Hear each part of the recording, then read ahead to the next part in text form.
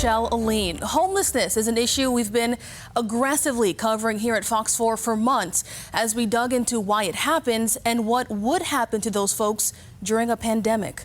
This week, the gaps in service for homeless people in our area culminated in a standoff of sorts at Centennial Park in Fort Myers. The park's pavilion had become the center of attention as those who call it home were encouraged to leave it so the park could close for renovations. In this special For More Information, we want to bring you a wrap-up of this week's events at that park, starting with Monday, October 5th.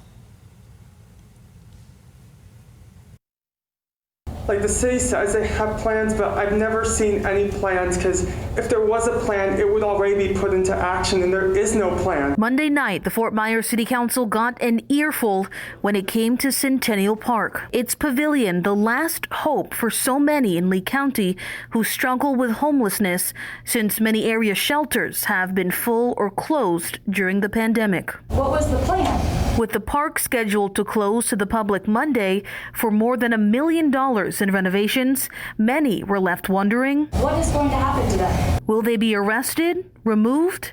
And if so, when? By Monday night, those answers still weren't clear, but the magnitude of the problem was. First of all, a public park is not a housing complex, all right?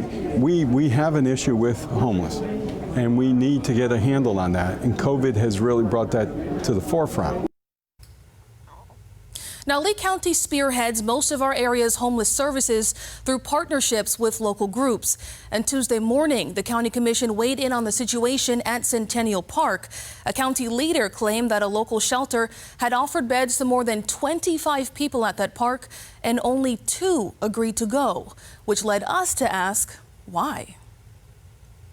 Programs like Bob Jane's Triage Center has rules. Yes, there are rules. What are the rules? Rules were the name of the game Tuesday as we continued to monitor the situation at Centennial Park. Lee County claimed those rules were preventing people struggling with homelessness from taking their offer to shelter at the Bob Jane's Triage Center. One of the biggest issues that individuals do have is that they cannot come and go as they please here. And for some out there, that truly is the case. A local advocate found rooms for about 15 people in a local motel and explains why the shelter model doesn't work for everyone. It's going to stir up a lot of emotional and behavioral issues that they may not have, exhibited out here. But rules weren't the only hang-up for people out there. Some told Fox 4 they were previously kicked out of that shelter or that they haven't been able to get in the past, so they didn't bother trying again. And they called on the county to focus on this aspect of homelessness as well. I feel like there should at least be some steps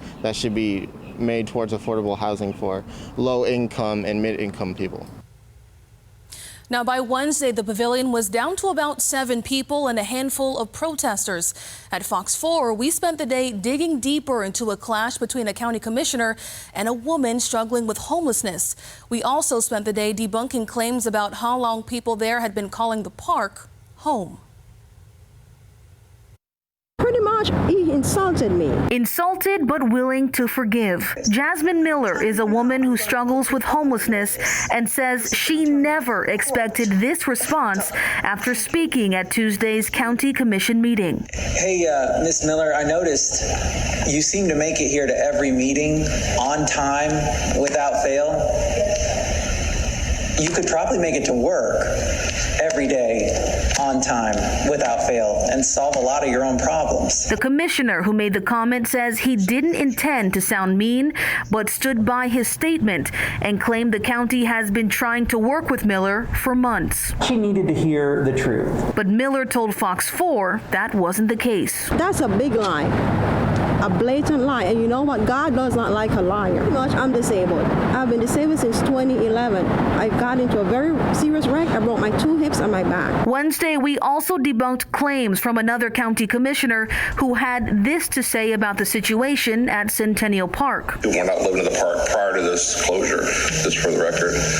So people were brought in, some were actually brought in for the rescue mission, and as far as Sarasota. Fox 4 can confirm via video from July that the commissioner's first claim is false. As far as his second claim, we reached out to his office and the city of Fort Myers for clarification and still have not heard back. And people were still living in the park by Thursday. And as the county and city sent out resources, a shocking gap in services was caught by our cameras. As construction gates kept going up, tough conversations were going on. I've learned a lot today. People just get used to that lifestyle and they just don't want to go back to the regimented rules that, a lot of us are used to. The city of Fort Myers and the county spent more time trying to share their services with people Thursday and even convinced the man with several health conditions to go. But Richard was back almost as quickly as he left. They don't take people with walkers or canes because anything could be a problem in the way of how they have their dormitories. Turned away because the services offered didn't match his needs. We asked the county what to do about it. They said, we don't know. So our advocate and Richard were left outside the gates of City Mission. Richard was eventually put up in a motel by a local group. We're facing the eviction moratorium. There's so many people here that are one paycheck away from this situation. And that brings us to Friday and beyond. The gate at Centennial Park has been finished and the park is now empty. We do have some PPE that's on its way, hand sanitizer and masks. The gates were closed Friday morning at 11:30, but not before an army of social workers and mental health professionals were sent in to try and find shelter for as many people as possible. Activists who were out there say some were connected with shelters or homes, and the rest who refused services were left to figure it out on their own outside of the park. In the meantime, several local political candidates are calling on the county and the city to step up their services.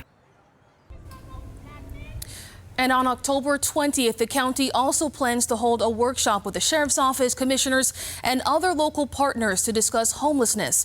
As always, you can count on Fox 4 to be in your corner and in the corner of those who are struggling to find shelter in the city of Palms as we all look for more information.